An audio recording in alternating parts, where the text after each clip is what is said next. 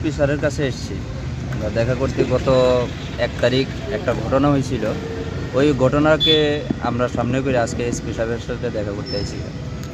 ঘটনার বিষয়টা কি?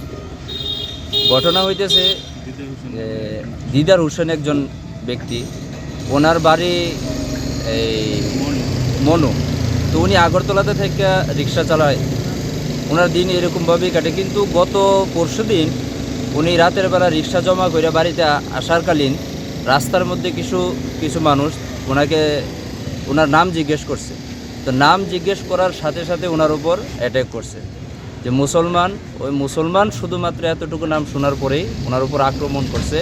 ওনাকে একটা বালুর মধ্যে পোতা হয়েছে, এমনকি মারধরও করা হয়েছে, বিভিন্ন ধরনের থ্রেট দেওয়া হয়েছে, এমনকি জ্বালানোর পর্যন্ত ওনাকে থ্রেট দেওয়া হয়েছে যে এখন তোকে জ্বালায় শেষ করে দেব।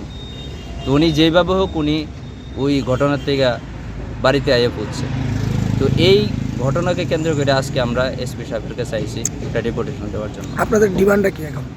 আমরা ডিমান্ড এটাই করতে চাইতেছি, যারা এরকম ধরনের মানসিকতা রাখে দ্বিতীয় এরকম ঘটনা না হয়, ভবিষ্যতে আমরা সতর্ক করতে